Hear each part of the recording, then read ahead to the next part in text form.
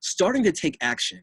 And everything looks like a highlight now. I have to share, yes, there were failures, a ton. Probably more failures than more people add to. I could probably fill the whole world with the amount of failures. Welcome back to Young Smart Money with me, your host, Apple Crider. Today we're sitting down with Justin J.C. Collins, also known as JC of the Finest. This dude is doing a lot of different things right now, between acting, being an athlete, being a model, being a motivational speaker. This dude is doing a lot of different things, but all focused around the passion of allowing others to discover what it really is that gets them going and moves them in the direction that they want to be moving their life in. So we sat down today with JC to talk about a couple different things as far as transforming your life goes. JC is somebody who originally planned on going to the NBA. Okay, that was his plan, was to play ball. He played ball all throughout school and then up until college when something happened and he no longer could keep playing. But then he sort of pivoted into the world of speaking and motivating people to go after what it really is that drives them. So we talk about a lot of different things in the episode. One thing in particular that JC brought to my attention that I never really thought of before is the concept of think do. Okay, so you guys are definitely going to want to stay tuned for that. It's a really beneficial framework that you can use whenever you are making decisions, whenever you are coming to a fork in the road. The Think Do framework is one that I will be using going forward. Super valuable stuff. But without further ado, we're going to welcome JC on to the show. So wherever you are, whether you're walking the dog, whether you're at the gym, whatever you are doing on this wonderful day, I want you guys to sit back, relax, plug in, and enjoy this episode of Young Smart Money. All right, JC, welcome to Young Smart Money. How are you doing today? I'm doing wonderful, man. How about yourself? I am doing fantastic. So stoked to be chatting with you today here on the show. Now, for our listeners, they got to hear a little bit about you in the intro, but for those of them that aren't super familiar with who you are, what you're currently doing right now, could you give us a quick 60, 90-second intro as to what JC is currently up to right now? Sure. What I am up to, JC or Justin J.C. Collins, I am a online fitness coach. I have my Fitness by JC programs. I also am a keynote speaker. And the side of that, I'm an actor and a model. But first and foremost, my passion is to help people and to be fulfilled by doing that. So whatever I can do to add value, I'm always with that. I love it. I love it. And I'm so stoked to dive into each of those different aspects because, again, you're doing a lot of different things. And I know that could bring a lot of value to a lot of our younger listeners here. But first thing I want to touch on is, and I like to start all the podcasts this way, is by touching on your middle school and high school years. Talk to us about that time period for you. Were you somebody that took school very seriously? Were you getting involved in sports and athletics? Were you starting different projects? What did that time period look like for you? Definitely. That time period for me, I had super strict parents. First and foremost, it was always get your grades. It was always be active. I played sports. I was a basketball player. That was my thing in middle school, high school, and college. But for the topic at hand for middle school and high school, it was definitely taking care of the books. I mean, number one, you couldn't get on the court if you didn't have the grades. So that was the first and foremost thing, whether it was tutoring, after school help, whatever it took to make sure I got the right grades. Because we had, in my household, you had the grades that you had to carry, which was a C average to play on the basketball team. But in my house, my dad was like, anything less than a B, you're not playing because I'm the coach, So he kept it super strict. And it was like, you know what, you have to get this standard because that's how it's going to be in life. You can't just be average. You always have to be above that. So it was either a B or higher, and that kept me on the court. So I was always in the courts, which means I always had the grades. But he kept that very, very important. It was always take care of your education. All right. So was college something, it sounds like school was something that was very important to your family. Was college ever an option for you, or was it always just like the given path? It was. I mean, college, at least from where I was and where I wanted to do at that point in my life, it was the basketball I wanted to play. I wanted to go, my goal was to make it to the NBA. So I wasn't good enough out of high school to jump right to the pros. So college was number one on my list. Like if you wanted to get to that next level, that bridge between point A and point C, B, was, go to school, get your education, play basketball. So that's the one thing that I locked into, knowing that at least for my situation, college was definitely an option. That's the option that I had to take. What did you study in college? Communications. Funny, okay. Communicating right now, but that was that's what I studied. Interesting. Was that something you'd been passionate about for a while, or why'd you choose communication? I chose communications because besides basketball at the time, and it's funny how everything plays out in life, but at the time, basketball was like my number one goal. Besides basketball, I knew that if I went into school and I picked communications, one day I was like, I want to be a motivational speaker, keynote speaker, which years later I'm actually doing. And I knew to get into that, to be on the acting, the modeling, being on television, I'm going to communicate at some point. And I was like, it's going to make more sense to go into communications because every field or every profession that I'm looking at, it all involves that same thing. So that's kind of how I picked that. And that's what I have a degree in. Absolutely. So when did you pivot from the playing ball side of things into more the communication side of things? The pivot, I would say, was sometime around the middle of my college experience. I actually was injured my junior year of school. I fractured my elbow. I missed the whole season. Wow. Heartbreaking. But I got a medical red shirt, so I was actually in school for 5 years. I was on a full scholarship, so I was very lucky that my college was paid for. But it was in that profession or in that time, I realized that, you know what? Basketball it was a glimmer that I might be able to go to the next level. But at the same time, that was a reality check. Like, you know what? If this doesn't work out, you need to have the rest of your, whatever that plan is, you have to start that and take that more serious than putting every egg in one basket, because you never know what can happen, especially in sports. You're one injury away from your career being over. Yeah. And, that was one thing that I definitely started at that point and really started to open both of my eyes. I think at some point it was really having one eye on basketball and that was it. And then I opened the other one like, hey, there's going to be a plan B. There's going to be another door. You better start working and paying attention for that opportunity. So when did that opportunity arise for you? Like you decided that you weren't going to put all your eggs in this basket. Did you start building something else, some other kind of project, your personal brand? What did that look like?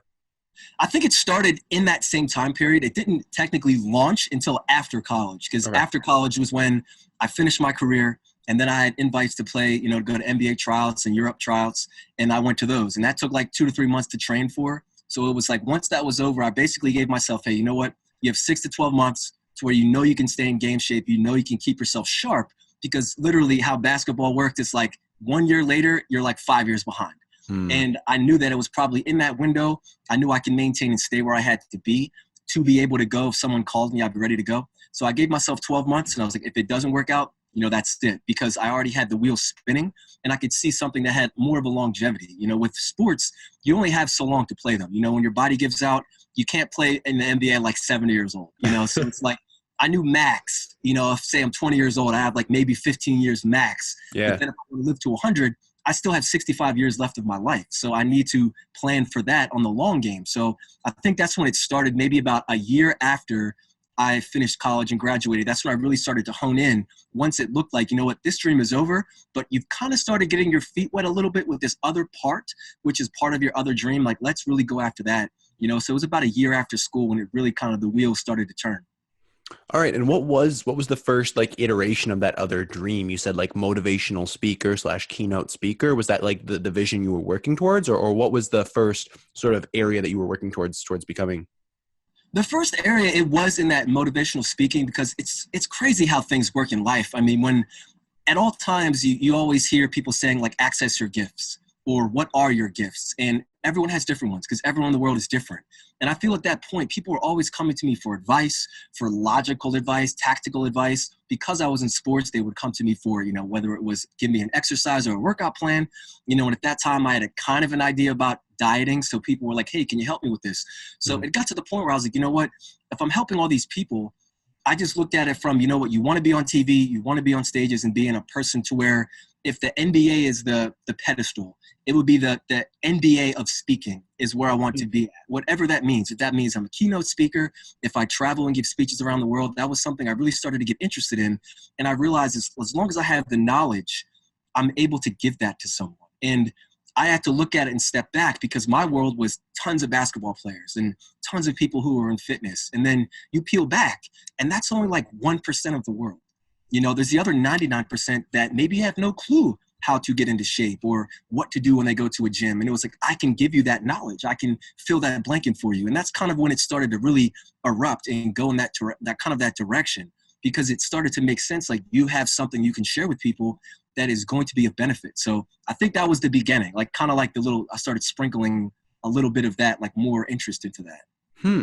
And I think that's so applicable to me and a lot of our listeners as well that I hear from is like you get in your own bubble of like you just know all this stuff and you don't really realize how valuable it could be to somebody else who isn't in that same bubble or that same ecosystem where you were just like constantly exercising, constantly training for basketball. Like you forget that other people don't know all these things that you just take for granted at that point. Correct.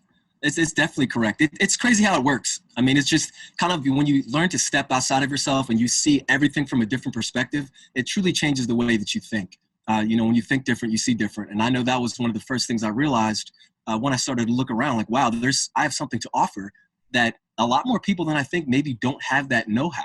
And, that really was a changing point for sure, a definite pivot point. Do you have any strategies for a younger listener, maybe 16, 17, 18 years old, for them to begin to sort of step outside of themselves and to get a broader perspective on the world around them? Do you have any things that you've been able to implement that have been particularly effective at sort of like stepping back? Definitely. I feel that if you're going to step back, the best thing you can do, because experience is something that you can't cash out if you don't have it. And I would say it doesn't matter what your age is, coming from, say, an athletic background and being that nowadays with social media, it's so much more accessible to where you can have mentors basically at your fingertips. And I know coming up, they were my coaches. I might be 16 years old, but my coach is like 40 years old. They've been through the gauntlet. They have so much more knowledge and they're imparting that on me. And that would be the thing that I would say. If you're 16, 17, 18, look for someone that is doing something that you want to do. And ask them, find them, research them, network with them, and try to gravitate and figure out what you can take from that person, whether it's tactical, practical, or strategic, whatever that might be. If you're taking, say, for example, when I played in middle school basketball, it was, well, I need to get knowledge from someone in high school because that was the next level. When I played in high school, it was the same thing from people in college. And then when I played in college, it was always training with the pros and trying to find that next tip to get that much better. And that's the one thing that I would say for someone coming up. Find someone that has that experiential knowledge that you don't have. Because if you're 20 years old or 15 years old and you have two people that are 40, well, you've acquired 80 years of knowledge, and just like that, just by talking to that person. And it truly will make you wise beyond your years to where the average maybe 15, 16, 17-year-old is just, just having fun. And if you're really looking for that next move, you're going to be that much crisper, that much sharper, and that much further ahead when you finally get to that point. Absolutely. And one thing that you brought up there that I think is really, really important is the idea of sort of learning from people who are just like a couple steps ahead of you. Because like you can look up to people like Bill Gates and people like Jeff Bezos who have built these massive, massive empires. But a lot of times if you're like an 18-year-old, it can be hard to like find the relatable information there or find like the actionable steps that you can take from their experiences. Whereas if you look at somebody who's just like a couple steps ahead of you, it can be a lot more applicable to you, your situation. You can more easily see how that ties into like, oh, they did this just recently. It's like fresh in their minds. And then you can begin to implement that into your actions. Definitely. It's amazing, especially now you have maybe 15, 16, 17-year-olds that have e-commerce business that are millionaires. Yeah. So it's completely different. I mean, I'm slightly older than you, but at the same time, it's like, I know if I was 17 years old right now, I could look on Instagram and there's a 17-year-old that's making six figures. And that might be more than maybe half the world. I mean, you figure there's only 1% that owns like 96% of the money in the world. So it's just like when you're sitting there and you're like, you know what? I can't relate to Bill Gates who's like 52 and he's a bazillionaire. But I can relate to this kid that's 17, 18 because I'm 17, 18. And if he's doing it, well, let me interact with this person and figure out how I can do it. And it definitely makes it a lot more that I would say the light is a lot brighter on finding someone similar to you that's only a couple steps ahead, but it's maybe 3 feet in front of you where you can actually touch. It's not so far away that you can't even feel where that is. And I feel that's very important. Absolutely. What have been some of your best strategies for locating mentors who are just like a couple steps ahead of you? Like, what are the strategies you use when you decide, like, I need to find somebody who has done this before and can sort of help guide me in that direction? I would say keeping it applicable to the situation and the technology now, I would say the most effective part is Instagram. That's my go-to personally. I mean, I use Facebook and YouTube, but Instagram, especially with your networking purposes, I would say take advantage of the power of the DM. It sounds funny. It's in rap songs. It's the cool thing. But at the same time, it really, truly does go down in the DM. I can't stress that enough. The craziest thing happens when you take action. I mean, there might be someone that's a couple steps ahead of you. and you have studied them, you watch their account, you follow them, you like their pages, their posts, you comment, and you're interacting with them. But then a lot of people hit the brakes and they freeze, like, oh, you know what? They have some success. They'll never respond to me. And they stop before they even take that action. And if I could give one actionable step, would be, it's the opportunity called think do. And this is what I share with a lot of my clients. And it sounds like a strange word, but I'll break it down for the example. When you have the word think do, it sounds like it's think space do. Mm-hmm. And most people, what they do is they think, oh, you know what? I'm going to DM this person. I want to learn. But then in between that thinking and the doing, there's that space. And that space is when so many people and their goals and ambitions stop, because they let that space stop them from getting to the action part or the doing. So when you're thinking about think do, if you think about hitting up a mentor, hitting up someone that's in a position of success, do it. The minute you think it, do it. And that's an easy strategy to where you don't give your mind, it says about 5 seconds your mind has between when you think it and you do it. You have 5 seconds before your mind's going to talk you out of it. So the thinking and the doing, it's one word, which means one action. And when you take that action, you DM that person, it's going to create something. Maybe the first time they don't respond to you, but if you continue to add value to their page, liking, commenting, sharing, eventually it's going to catch their fancy. And then you DM them, and I'll give you another tip. Don't just DM them with a simple text. Send them a video direct message. Let them feel your energy. Let them feel what you have going on. And they can feel that, you know what, this person is generally interested in me, because the average person is just going to send that generic DM that they copy and paste. But you don't want to be average. You want to be above average. So make sure that you're sending that video direct message, because that can have that authentic connection to where that person can actually see you, see your emotion, and see that you're generally interested. And that might be able to spark the conversation, and you can create your own opportunity. That's so true. And like, everyone gets up in their heads about like, oh, this person would never respond to me.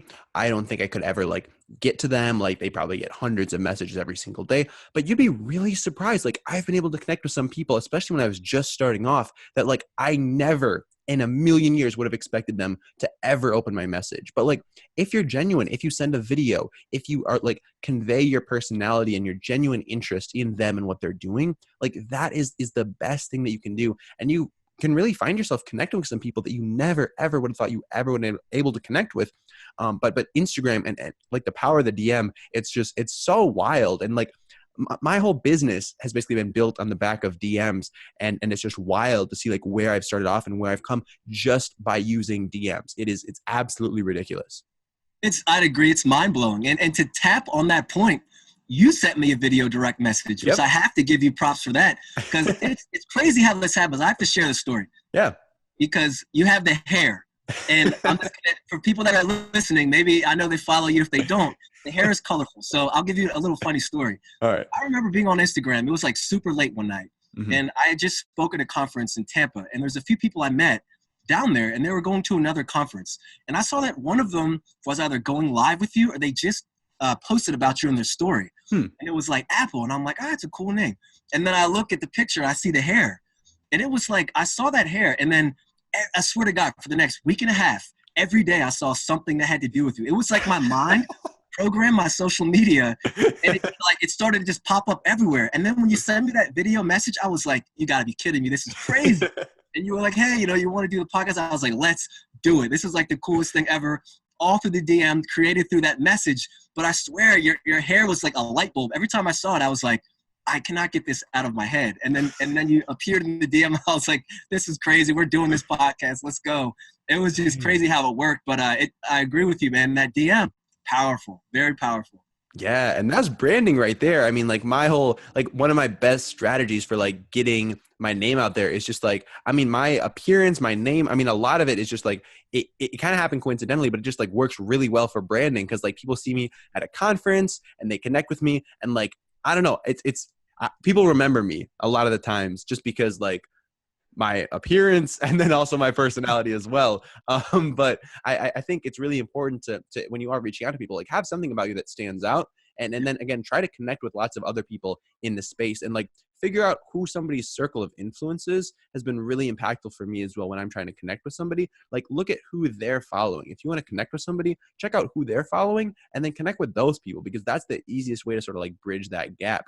But I do want to bounce back to think do for a second, and have you dive a little bit deeper on that. When did you start developing that philosophy or like that term? I believe I started it. It's funny. If you go back to what we were speaking of a little bit ago, you had college, ended. You have the dream for basketball, ended. And then right around that point, a year later is when I kind of started like really, really dreaming what I wanted to do and like starting to take action. And everything looks like a highlight now. I have to share, yes, there were failures, a ton. Probably more failures than more people had to. I could probably fill the whole world with the amount of failures I've had. But I know about that 1 year point, it was about 2 to 3 years after that point when I wouldn't say let myself go, but it just got to the point where I had a lot of things I wanted to do. And it got to the point where I was falling victim to that space in between the thinking and the doing. And I wasn't taking the action. I wasn't following through on the different habits that I needed to have, the different disciplines. And when that started to happen, all of a sudden, one day I remember looking at myself in the mirror, like your career's at a standstill, your goals are getting further and further away, and you need to kind of analyze where you are in life. And at that point, I was 39 pounds overweight, from where I was before. And that's how I really started to get into coaching and mentors, because I'm not here today if it weren't for, and I always shout him out, my coach, Rob Reed Fitness, because that's the person I hired that helped me lose the weight, which really accelerated the thinking and the doing, and it became one word.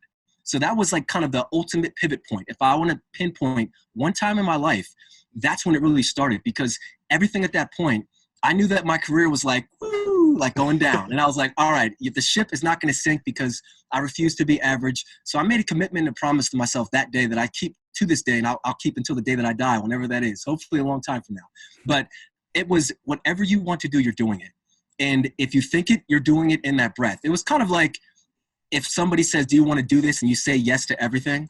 It was sort of like that. If I was like, I need to meet this person, and I wrote it down, I had to meet them. If that meant go to a conference, DM them, text them, like find out where they live and show up at their house, I was like, I have to do it. And that's kind of how that phrase was born. And I have 0 tattoos, which is another story in itself. My dad was like, no tattoos. He's a big guy, so I listened. But if there was one thing that I wanted to tattoo, besides be a leader, not a follower, because that's what he told me every day of my life, it was the think do. And I have it written down. I still have the piece of paper. It's like brown now because it's so old. But I wrote that down, and it was every time I had like maybe a moment where I thought that I would cave or I would go back on old habits, it was look at that piece of paper. I've added big time on the mirror in my house. And it was like, think, do. Think it, do it. And it just started to get to the point where it became habitual to where anything I wanted to do, the minute I thought it, I started taking immediate, urgent action. And what I found when I started to do that, opportunities started to happen. More positive things started to come my way. And all of a sudden my life started to open up and get better. And I was like, well, I like how this is going. I'm just going to keep this up. So that's kind of how that phrase came alive. And then it stuck. Like it absolutely stuck. I probably say that to someone one time a day minimum, just because it's such a simple phrase, but it's so impactful when you break it down. Yeah, absolutely. So what are some strategies that our listeners can implement or can use to sort of start implementing the think do mentality? Like what are some sort of like mind tricks or just like ways that they can begin to implement this if they're not already in the habit of just doing things immediately? What are some ways that they can get started with that? I would say the ways that you can get started are very simple. And the key is the word start. So we'll start at the beginning of the day. Mm-hmm. The biggest thing that I would say in that think do time period was when I started to acquire mentors, started to acquire coaches, and really started to focus in, like on the Tony Robbins and Dean Graziosis and, reading their books and things like that. And it was establishing a morning routine. Because one of the main things that I took from a lot of the successful people that when I really started to pay attention was they all have such structure to their lives. And they're the most busiest people in the world, but it seems like they always get things done. So I was like, okay, if I'm going to wake up, most people hit the snooze. And it's like when you hit the snooze, you push your dreams further and further away. But a lot of people don't look at it like that. They look at it like, I need 8 more minutes of sleep. Like that's going to be the most impactful 8 minutes. But I looked at it like, you know what? Let's start, or kind of a tip for our listeners would be to develop a morning routine. And it could be something very simple, like you wake up, you give 3 things you're grateful for, and then maybe you write down 3 goals that you have. And then the third thing, maybe you go right into whatever that goal is and you work on it for an hour. I just made a commitment every morning to do a certain amount of things to where number 1 was wake up and don't hit the snooze. Because that's the most minute thing. But I knew if I could conquer that, I'm starting my day every single day with a win.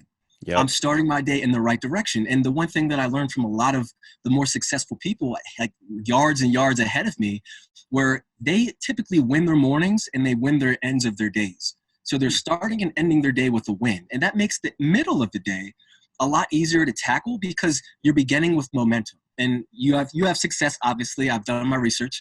So, when you're having that success, the momentum is something you definitely want. And the last thing I would say, it sounds very, very silly, but make your bed in the morning. It's another tiny thing, but it's just a simple fact that you're doing something easy in the morning. You're making that bed, and that's giving you a win. Just the little tiny wins are starting your day with victories, because oftentimes we wake up with so much anxiety, so much worry, like, how am I going to accomplish this goal? And then when you start your day with a couple of wins, you're like, okay, I'm feeling a little bit better. Maybe I could accomplish this task I have. And next thing you know, you make that bed. You make the bed, maybe that's the last thing you do before you go do whatever you do for the day. But what that does is it sets the tone. You show that you want to be on top of things. You pay attention to the details, like propping your pillows up and not just throwing them. Because when it looks at success, if you have structure in making your bed, if your life's a mess, it probably is going to equate to what your bedroom or your house looks like. But when you take care of that, you make that bed, that's a win for the day. And then when you go through your day and you end your day on a high note, what's waiting for you? That beautifully made bed. It's just kind of like when you go to a hotel, you see the hotel bed, it's always crisp. It's like it's made in a way that I don't know how they make it so eloquently. But at the same time, it's that same kind of tiny factors. It's just setting up those tiny wins every single day, and because it arrives at that think, do mentality. You wake up, it's gratitude, you think it, should do it. Make your bed, you think it, should do it. And not hitting the snooze, you think it, should do it. That's 3 wins to start your day. Usually it's 3 strikes in baseball, and most people make 3 strikes before they even wake up in the morning by checking their phone. That's one thing I would definitely say to make it a habit. If you can try to do that in the morning, when you wake up and go through a routine without checking your phone, that's your time for yourself to really get yourself ready and primed for the day. Whether that's with a meditation, whatever it might be, adding that to the list for sure, not checking that phone, that's like the ultimate win. Because most people give their phone all their attention. Next thing you know, you might be 30 minutes late for class, 30 minutes late for the gym. If you have a job, you're late for that, and your whole day starts to go downhill. But when you control the beginning of your day, everything goes the opposite, which is up. And that's the way you want it to go. That's huge. And I really like that concept of structuring your morning. I want to kind of transition here into structuring your business, because we've got a lot of young entrepreneurs listening to the show. And it seems to me that a lot of times when people message me, they're more thinking about structuring their business in terms of income, as opposed to structuring their business in terms of lifestyle. Because a lot of people get into entrepreneurship because they want to not be stuck in a 9-to-5 or have the flexibility to live the life that they want to live. But then they sort of end up structuring themselves into this like tiny box of their business where they're sort of just like trapped there. So can you talk to us about your process for structuring the different projects that you're working on, and as how you sort of factor in your lifestyle and the life that you want to be living into that equation? Sure. The advice that I would have would be to build your business around your lifestyle. Most people think they're going to build their, lifestyle around their business. Yeah. And what happens is when you have that 9-to-5 structure, and I'm not knocking 9-to-5s, if that's your thing, great. That's totally cool if you like your job. But when I know that wasn't for me, so I have to speak only for myself. But with that 9-to-5, you have that structure and you know where you're going to be every day from 9 to 5. So it's pretty simple. If you have a job that doesn't require work, when you go home, you're pretty much free to yourself, but you're structured and you're stuck in that 40-hour work week bubble every week. When it comes to entrepreneurship, it sounds like it's going to be a great deal, and it is when you do it and you enjoy it and you're successful. But it is now, you've traded a 9-to-5 for a 24/7. Yeah. And a lot of people don't realize that, because it's not like you can clock out. If someone wants to close a deal at 11 at night, you can't go to sleep if you're broke and the rent's due, or you have to, buy some clothes and you have no money to afford clothes. So the thing is structuring that life or that business around your life. So if you're someone that's like, hey, you know what, I want to have my weekends off, or I want to travel, that seems to be something that's very popular, working from anywhere in the world. If you have an internet-based business, you have to become clear as far as, number one, setting boundaries. If figuring out what you have to do to be able to set that. So if you're like, I only want to work 4 hours a day, 3 days a week. Well, you're going to have, number one, excellent systems in place. But number two, you're going to have to become very, very clear on what you're doing with your business. Because if you're not careful with entrepreneurship, it can literally be a 24-hour grind, and it will grind you into pepper and salt. It will grind you into nothing. because it can get very, very overwhelming. And when you are a slave to your business, it basically cripples your life to where you're not going to be able to travel if you can't get out of your business. So it could be doing something simple like setting up simple systems, having active income where you're influencing it, but also passive income, where maybe you have like a subscription site or something where people pay you $5 a month, let's say, for example. So you have a reoccurring amount of money where it's kind of on autopilot. You don't have to touch it. It just comes to you, and it could be something simple like that. It could be something simple like figuring out I'll say the 95-5 rule is very applicable here, where 5% of the things you do equates to 95% of the money you're making in your business. So if, say, your genius is maybe you're a podcaster, but you don't know how to edit, you don't know how to record, you're not a videographer. Well, great. Instead of spending hours and hours and hours doing it yourself and being buried in work, delegate your tasks and, find and hire a videographer, find and hire someone that can edit, even find and hire someone that can do your podcast for you. So if your thing is speaking, you have a great voice, but you don't know how to do the technical stuff, you can bring on a technical team and that can save you time. And when it comes down to your business, time equates to money. It's a funny phrase, but it really is true. So if you have those things, and even if I get a lot of times, well, JC, I don't have the money for it. There's sites like Fiverr or some of these other sites where you might find someone for like $10 to do all the work for you. And do your research, make sure they're good, but you might think it's going to cost you $1,000 and you might figure out it costs you $25. And most people have $25. Well, there's your editing, there's your technical side, and you've just bought yourself hours and hours and hours of freedom. So, it's just the little tiny things, and a lot of it is with experience. And that's the beauty, I would say, when you're starting out. Find a coach or someone a couple feet ahead of you that can maybe give you some wisdom on how to start like 10 steps ahead, so you don't have to pay. One of my mentors, David Meltzer, he always talks about the dummy tax, so you can avoid making the same mistakes someone ahead of you made. That's why if you hire a coach, they can kind of get you from point A to like point 55, like right off the bat. Just off of telling you, hey, you know what, you want to do this, but I've made the mistake, so do it like this, and it'll save you the trouble. And that can really help kind of set your life up to where you have the life that you want, you're enjoying it, and then you still have your business, it's successful, but it doesn't cripple your life. Exactly. And I was actually just on a call with a guy who was just starting off podcasting this morning, and I told him about my system that I was using, and his mind was just blown at how inexpensive it was to completely produce, publish, and just do all the technical stuff behind a podcast. Because like literally we have this conversation and then I don't touch it. Like it just gets scheduled and published and the descriptions get written and the title gets written and I don't touch it. And that's awesome. Yeah. And his mind was just blown at like how inexpensive it was, because he had in his head like all these costs that he was thinking of and like, well, I have to pay this person that much and that much. But in reality, it's just, it can be so much more cost effective than you would think. And again, like you said, like having somebody who's actually done it can be a really, really effective way to really like learn the ropes and get that sort of knowledge without having to go out there and like sort through it all yourself. I totally agree with that. It really is a game changer, just finding that, I guess you want to call it like that golden ace in the hole. And it's like, wow, you can help me out. And I never even thought of that. And sometimes it's what you're not thinking, is the thing that someone else knows. And that's how you can really go from good to great really, really quickly. Exactly. So the next thing I want to touch on is at the beginning of the show, you mentioned a bunch of different sort of business ventures and kind of like verticals that you were working in. I'm always curious how people balance, or like the strategies that you implement personally to balance those different projects that you're working on. So what are some of the ways that you sort of structure your day, structure your life, and just think about how you're prioritizing your time and your focus between different things? Definitely. I would say number one, become familiar with technology. That's the biggest thing that I could say, like something simple like Calendly, or we're on Zoom calls. So, little tiny things that you can really kind of hone in on, and it makes your life easy and it gives you a scheduler. I know my life is on a grid. There's a million things going on every single day. And the number one thing that I'll share is, and I'll give an example. It would be when you're looking to schedule, I guess, what you have going on. And when you become a lot more busier, it's, well, how do I fit all this in? Think about if you're sick, what do? You go to the doctor, because the doctor has the remedy to get you healthy. So if you want to stay healthy and success, you need to schedule your life like a doctor's appointment. And that's the one thing to where when you schedule it, you wouldn't miss that doctor's appointment if you're sick. So when you schedule your life, schedule literally everything. So what I usually do on Sundays, before the week even starts, I schedule my entire week. So, I have my non-negotiables every single morning. I wake up, go through my routine. As soon as I finish that, then I have the hardest task, the medium task, and then the easiest task. So it seems like my day is getting easier but I do the hardest, most fearful thing first. And I have that scheduled that way every single day. And my goal is to basically finish all of my heavy, super heavy work by about 9, 10 in the morning. Wow. You know, I'm up like 5:30. So, I mean, that gives me like 3 to 4.5 hours to finish all of my, tasks, to where I know this is the 5% that I just alluded to that's going to make the 95%.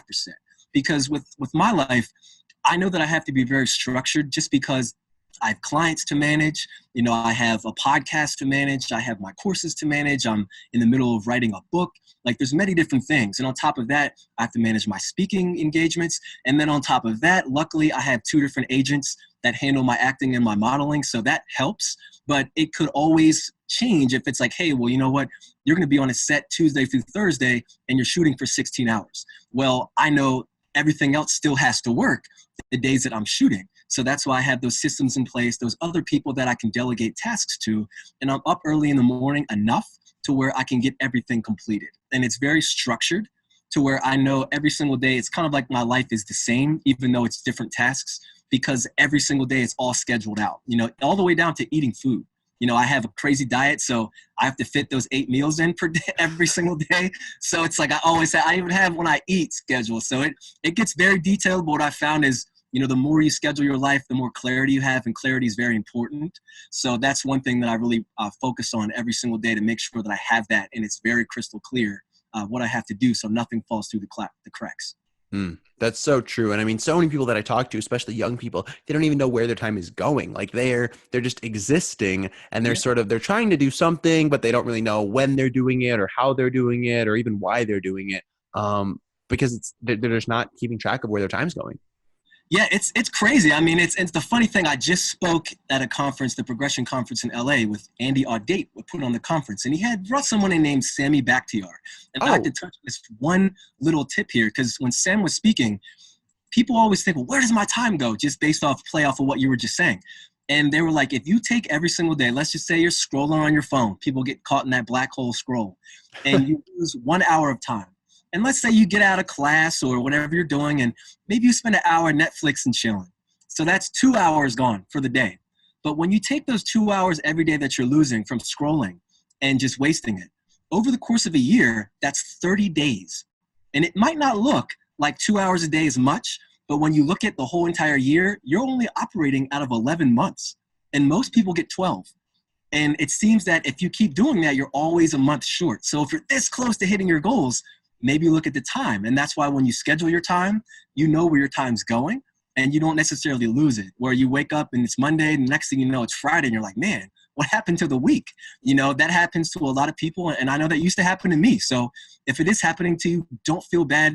The best thing is, hey, whatever happened from today back, it's the past. You can always learn from it from today forward, and the decisions you make now are what's going to shape your future. If you want to get a positive outcome, hey, you know what? All you have to do today is establish these things and start really paying attention, and you'll notice that you have a lot more time on your hands because you're no longer wasting it. That's the truth. That's so funny that you brought up Sam Bakhtiar, because we just had him on the show like 5 episodes ago. That's awesome. But yeah, he's a really smart dude. He's doing some really big things. He's super smart. That guy's an animal, man. He's awesome. Absolutely. So I've got some questions, JC, that I'd like to finish the show with. Are you feeling ready for those? Let's do it, brother. Awesome. So the first thing that I'm curious about is, what is something that genuinely has you excited right now? One thing that generally has me excited, it's maybe on a small scale and a higher scale. The small scale is just every single day being able to help people in some way, shape, or form. And that's one thing that I could give is giving. And I know I have a formula for that. It's just every day if you give, and I don't spell it G-I-V-E, it's G-I-V. And if you're giving and you're giving impact and you're giving value, those 3 letters, if you do those 3 things every single day, your life is going to become exponentially better.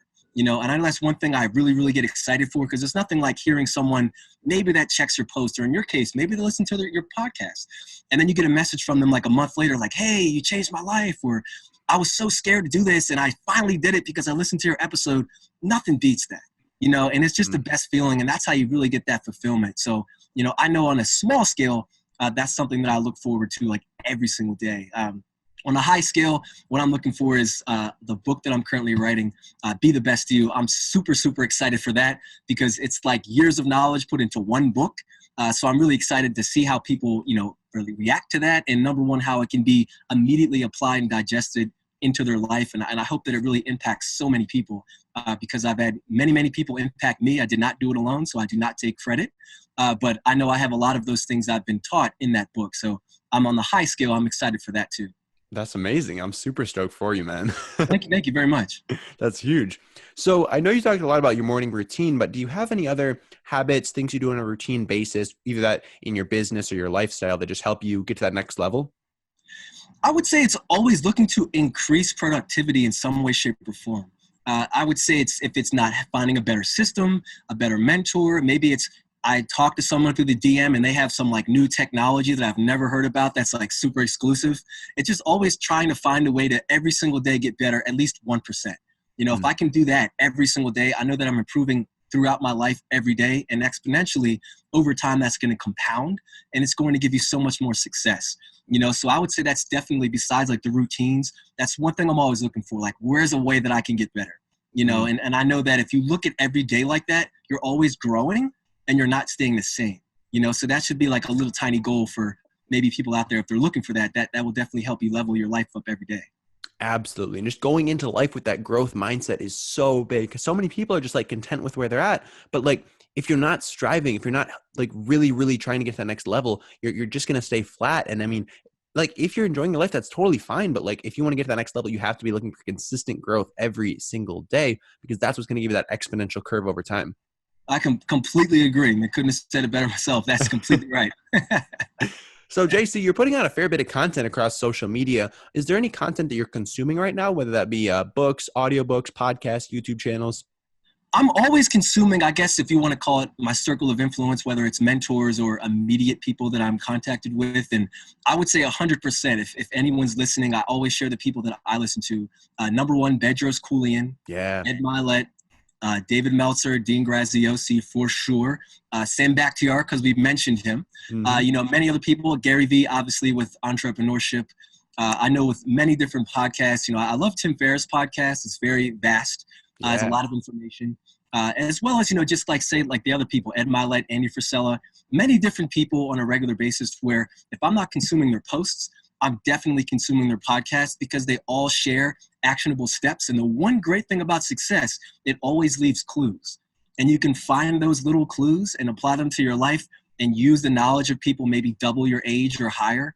And it will just help you get so much further along in success. And you're thinking on ways that if you start thinking like the successful people, you just might end up successful, So just little things like that. Those are people every day that when they post, I have my alerts on, I follow them and I pay attention, and I learn every day. So I definitely have all the people, if you can, definitely follow those people mentioned, because they will help you out. Absolutely. JC, one more thing that I'm curious about is what you do that doesn't scale. So to give you a quick example of what I'm talking about, every single day I'll pull out my phone and shoot like 5 to 10 video DMs to just random new followers on Instagram. I'll just go to my list of new people and just introduce myself, be like, hey, JC, how's it going? My name's Apple. Thank you so much for the follow. I really appreciate it. Let me know if there's any way that I can provide value to you in whatever you're doing. Have a wonderful day. Something super simple like that. It's not something that I choose to bring one of my VAs on to just like mass produce or just blast those out to everyone. I like to keep it personal, one-on-one, start a conversation with people. So is there anything that comes to mind for you that has that personal, like Justin, JC Collins touch to it that you do in your business? I would definitely say, to be perfectly honest, it's you use an example, and that's the example. Before you said it, I was like, I'm going to tell them about that. That's the number one thing that I can say, because you can only be so many places so many times. I can't shoot 2 video DMs at 2 different people 2 different ways at the same time. It's impossible to do, but that's one thing that I do, whether it's a new follower, maybe it's a new acquaintance, maybe it's someone that I want to get in touch with for a podcast, potential speaking engagement. It's always sending those video DMs, spending the time to where I'm commenting on their post. And these things might be months in advance, because the bigger the person, they might not hit you right back. And you have to have that thick skin to be like, what? I need to add more value to them. And then maybe one day I'll catch their attention, and that's when I'm going to sneak in the back door with that video DM. But these are non-scalable things. But again, I usually do 20 of those per day minimum. Wow. It's going to take me maybe like 10, 15 minutes, and I can only do that much in that period of time. But I know that just by having that authentic interaction, that, I really appreciate what you're doing, and I want to let you know that first and establish goodwill. How can I help you? And not always looking for something. I think that's one thing that kind of get off topic, but stay on topic. People always look to take. just when you introduce yourself to maybe someone new, look to give to them, and it could be just shouting them out and be like, hey, I love your podcast. I love your posts, keeping it brief and maybe personalize it to that person. But you might not be able to scale that. But what will happen is when all these people start interacting with you on the back end, your business might scale because you're building your network, so there's kind of a frontward overload, but it helps you on the back end. But that's definitely a non-scalable thing. You can only give so many with so much time that you have. So I would agree with you on that. That's like one thing every day that I make it a point to do. But, I only know if I have 15 minutes, as many as I can get in that 15, I do. So that's it's definitely a little tiny thing. It's that little extra effort, but it does pay off on the back. Absolutely. Couldn't agree with you more on that. Justin, you've been dropping a ridiculous amount of value on our listeners today. Where can they go if they want to follow up with you, continue the conversation, or just learn more about what you're currently doing? Sure.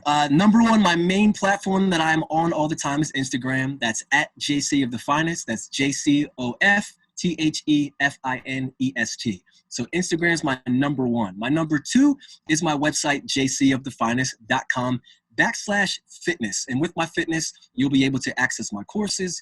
I have a calendar on there. I have an ebook, which is How to Get Your Body Right in 2019. That's also on there. And I also have soon to be the number one thing on there, which is the number one-on-one program that I have with my Fitness by JC program. So that's where you can go if you want to apply and get yourself into better shape, mentally, physically, every possible way to level up your life. That's how you can find that. But those are the two places you can 100% find me. And if you like podcasts like Apple's, I know you've already subscribed, but if you do like mine, the Finest Hour podcast is my podcast. And that's also on Apple Podcasts and Spotify. So, if you're interested in those three places, that's where you can find me. That's where I'll be. And I always, and I will stress this, always respond to every DM. So don't think you can't DM me. I don't care if it's not about fitness or mindset. If you want to just talk about what you ate today, hey, send me a DM, let's chat about it. I really mean that. The DM door is always open on my side of town. I love it. And JC, your Instagram is always on point. I'm always checking out your stories, seeing what you're up to, man. It's always very interesting. So I would highly recommend that. Links for all those will be in the show notes for this episode as well. JC, do you have any last closing thoughts, words of wisdom, anything you want to close out the show with here today? I have one closing thought. The closing thought is, first, thank you for the opportunity. And the second thought is, if you're looking to better your life, always take action and go for your goals. Don't listen to what anybody says. You only get one life. And if one thing makes you happy, make sure that you do that every single day. Because what you'll find when you love what you do, you give off a certain light and energy, and that attracts more people to your greatness. And every day you're meant to be great. So make sure you go after that. There we go, y'all. It's all about that think do. It's all about that think do. You're right. JC, thank you so much for your time, man. I really do appreciate it. And I appreciate you choosing to spend it here on Young Smart Money. Thank you, Apple. Appreciate that, man. Great podcast. All right, well, that's going to wrap it up for this episode of Young Smart Money. Again, if you guys did enjoy the show, do remember to leave us a 5-star review on iTunes. It really does help us get in front of more people with the show. It helps you hear from even more amazing guests. It just makes the world go round when you do smash that 5-star in iTunes. And if you guys want me to shout you out in my Instagram story, I am always up for that. So if you send a screenshot of your review to Apple Crider Official on Instagram, shoot me a DM of that or just tag me in it. Would love to repost it on my short story and give y'all a shout out there. Otherwise, I hope you guys do have a wonderful day, whether you're out walking the dog, whether you are at the gym, whatever you are up to on this fine day. I hope it is a splendid one, and I will see you in the next episode. Have a wonderful day. Real quick, just launched a new project called the Online Course Examiner, basically the Yelp of online courses. It is blowing up lately, onlinecourseexaminer.com. Check it out.